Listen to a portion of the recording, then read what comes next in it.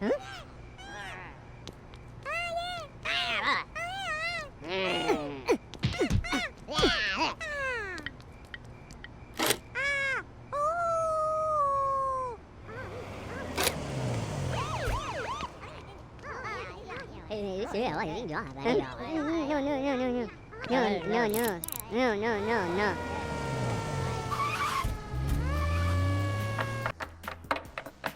Eso no me parece justo. ¿Qué? Él solo quería ayudar y terminó en la cárcel. ¿Por ayudar? El delincuente está suelto, tampoco para la víctima es justo. El timarino da pingüe. Qué confuso. Mejor vamos a preguntar a un abogado cómo funciona eso de la justicia.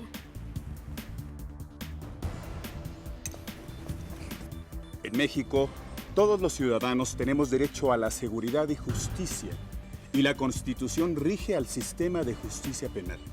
Mira, artículo 20. El proceso penal tendrá por objeto el esclarecimiento de los hechos, proteger al inocente, procurar que el culpable no quede impune y que los daños causados por el delito se reparen. ¿Esto qué significa? Significa que hay que realizar una investigación objetiva de los delitos, proteger a las víctimas, castigar a los responsables. Y lo importante sería pagarle los daños Y rápido. Sí, lo más importante es que a la víctima le reparen el daño. Entonces, ¿para qué meten a la cárcel al otro señor? Pues para impedir que haga más daño y asegurarnos que esté disponible para la justicia, ¿Disponible para qué? para el juicio. ¿Y a veces gente inocente termina en la cárcel? Para evitar que eso suceda, estamos implementando un nuevo sistema de justicia penal que moderniza los procesos y los vuelve más sencillos, rápidos y objetivos, respetando los derechos de todos los ciudadanos como lo establece la Constitución. Para ello, nos apoyaremos en los avances tecnológicos que permiten identificar a los responsables del delito, a partir de un método de investigación científica. Los indicios obtenidos en el lugar de la investigación son fundamentales para aclarar los delitos. ¿Y cómo lo van a lograr? Con una mayor coordinación entre la policía, los peritos de la policía investigadora y el Ministerio Público. Si cada área define bien sus funciones y responsabilidades, podremos ser más ordenados y aprovechar los avances científicos para encontrar a los responsables de los delitos. Los integrantes de las instituciones policiales están siendo capacitados para llevar a cabo la cadena de custodia. Esto es, la identificación, recolección, registro e investigación de indicios que darán lugar a la evidencia y su posterior protección y almacenamiento. ¿Qué es indicios? Es lo que se encuentra en la escena del delito y lo que ayuda a resolver el caso. Por eso hay que proteger los indicios en el lugar de investigación. ¿Viste? La policía debe acordonar el área en cuanto llegue a la escena de investigación y retirar a toda la gente para impedir que alguien pueda contaminarla. La policía investigadora, los peritos, los agentes del Ministerio Público y los jueces se apoyarán en el método científico para aclarar los casos. Sí, eso lo he visto en películas y también en la tele. La evidencia que resulta de la investigación estará disponible para consulta de las partes. ¿Y qué tal que alguien siembra evidencia y pone algo que no estaba? Lees demasiados libros de suspenso. Cada evidencia estará clasificada e identificada con el nombre y firma del oficial que la recolectó y del perito que lo investigó y entregó en la bodega de resguardo. Eso se llama cadena de custodia. Yo no toco nada. Nadie debería de tocar ni mover nada, para que los peritos podamos hacer bien nuestro trabajo. ¿Cómo saben qué recoger? Cualquier cosa puede darnos una pista. La posición de los objetos o muebles, las huellas digitales, algún cabello que salió volando. También entrevistamos a los testigos con mucha atención, porque hemos visto que a veces se pueden equivocar o confundir a dos personas que vistan del mismo color. De principio no se debe descartar nada, así que nos tomamos nuestro tiempo. ¿Y cómo evitamos que un inocente esté en prisión mientras que investigan? Respetando los derechos del imputado, que es la persona que se cree que cometió el delito. El nuevo sistema de justicia penal pondrá mucha atención en eso. ¿Y cómo harán eso? El imputado tiene derecho a ser considerado y tratado como inocente hasta que se demuestre y se declare su culpabilidad. ¿Quién demuestra su culpabilidad? El Ministerio Público que representa a la parte acusadora debe de presentar los elementos de prueba, pero solamente un juez puede declarar la culpabilidad de una persona por medio de una sentencia firme. El imputado también tiene derecho a que le informen de qué se le acusa y a conocer sus derechos desde el momento de su detención.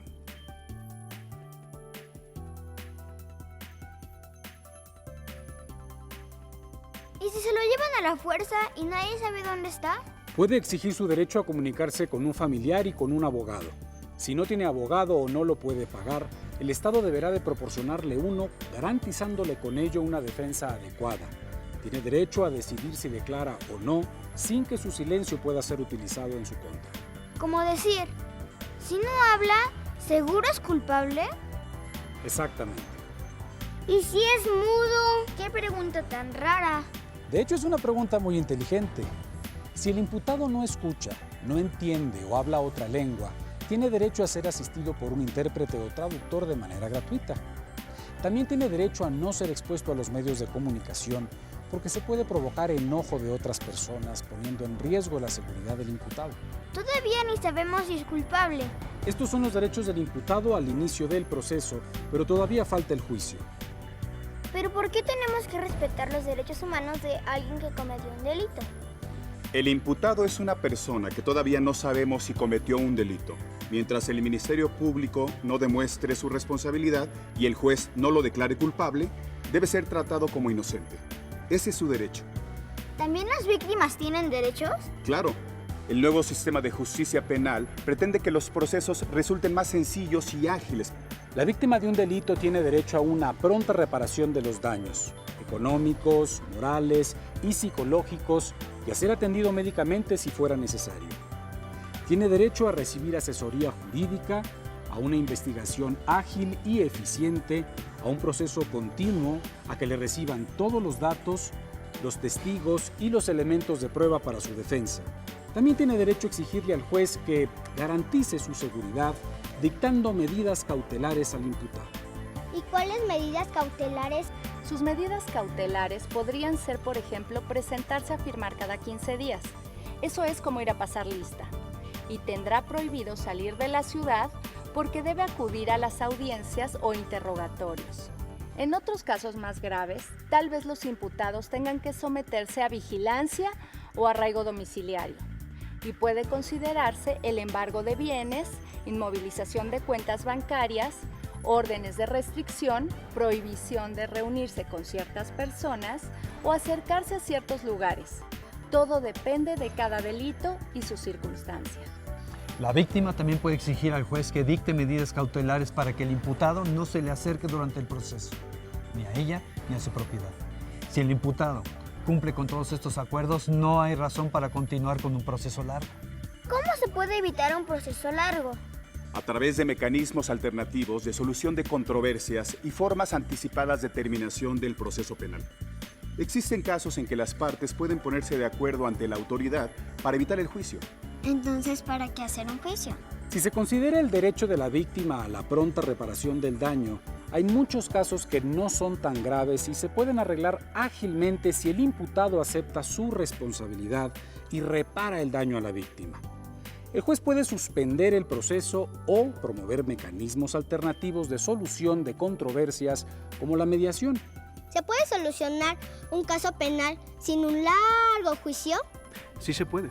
El nuevo sistema de justicia penal permite los mecanismos alternativos de solución de controversias. ¿Cómo? Mecanismos alternativos de solución de controversias, o más sencillo, justicia alternativa. Sigo sin entender. Son procedimientos que permiten resolver casos de una manera rápida que beneficia a las dos partes. ¡Qué bueno! Porque nadie quiere estar perdiendo muchísimo tiempo en un juzgado para que le paguen sus daños o le devuelvan algo que le robaron. Si los casos penales no pueden resolverse con mecanismos alternativos, deben ir a juicio. A veces los procesos tardan porque toma tiempo juzgarlo todos. Las víctimas pierden tiempo y dinero y por eso con frecuencia prefieren no denunciar los delitos. Además, si los imputados son privados de su libertad durante el proceso, las prisiones llegan a estar sobrepobladas de personas que esperan sentencia. Por eso digo que no es buena idea lo del juicio. Con la justicia alternativa, las dos partes pueden ponerse de acuerdo para encontrar una solución que les convenga a los dos y que repare el daño a la víctima, además de devolverle su tranquilidad. ¿Dejan que las personas se arreglen solas y ya? No, claro que no. Es un proceso penal. La justicia alternativa está reglamentada. y el procedimiento será llevado a cabo por nosotros los facilitadores. Las partes deberán firmar un acuerdo que será evaluado por un juez. Como la versión corta de un proceso penal. Algo así, para que el sistema de justicia pueda concentrarse en los casos complejos como secuestros u homicidios y resolver los casos que se pueda con justicia alternativa. Es un camino que le conviene a las dos partes. ¿Cómo se repara el daño? Si el daño fue económico, pagando. Si el responsable no puede pagar, se pueden establecer acuerdos sobre los bienes a los que el ofensor tiene derecho. O sea, puede pagar con sus bienes o realizar actividades como pintar bardas o trabajos para la comunidad. ¿Qué pasa si no se cumplen los acuerdos del convenio? El juez ejecutará el acuerdo realizado previamente por las partes. Pero a veces los daños no se pueden reparar. Por eso hay casos que tienen que ir a juicio, pero ya no serán todos. ¿Y eso nos beneficia? Claro, porque agilizar los casos menos complejos dejará más tiempo para casos graves. O sea que no les van a poner atención a los casos menos graves. Y si es mi caso, eso no me va a parecer. Se va a poner atención a todos los casos, pero es un trabajo de equipo y las tareas van a estar divididas. Habrá jueces para cada tipo y parte del proceso.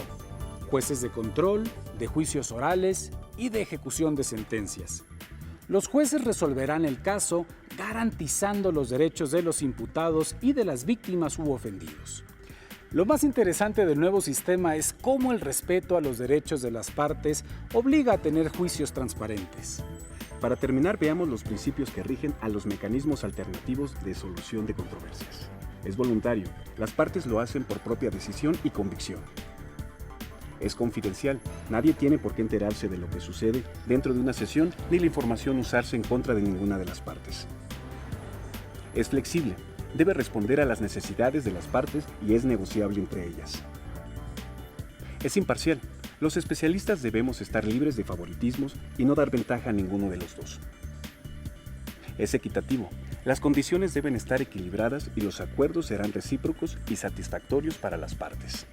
Porque las medidas cautelares son también para proteger a las víctimas y a la sociedad. El crimen organizado, los delitos violentos realizados con armas de fuego o explosivos, el secuestro, así como delitos contra la salud o la seguridad de la nación y cualquier otro que ponga en riesgo la vida o la integridad de otras personas, serán sujetas a prisión preventiva inmediatamente. ¿Y el señor del doble robo? Violó la ley y debe ser sometido a proceso penal, pero considerando que el imputado no ha cometido otros delitos, no pone en riesgo a nadie y no parece tener motivos para huir, el juez puede permitirle vivir su proceso en libertad. Antes de determinarlo, el juez revisará sus antecedentes personales, si tiene familia, casa, empleo fijo y buenas referencias de sus vecinos. Las medidas cautelares respetan el derecho del imputado a ser tratado como inocente hasta que se demuestre y declare su culpabilidad y le permitan continuar con su vida conservando el empleo o fuente de ingresos mientras se le dicta sentencia. O sea que con la justicia pronta, el proceso será más rápido y los plazos y costos serán menores. Así es, porque los jueces podremos dictar sentencia o resolver los casos en una sola audiencia pública. Sea el imputado responsable o inocente, se deben de respetar sus derechos en todo momento. Eso es menos latoso. ¿A quién se le ocurrió? La reforma constitucional en seguridad y justicia es la respuesta a la demanda que la sociedad civil hizo al Congreso de la Unión de mejorar la impartición de justicia en nuestro país.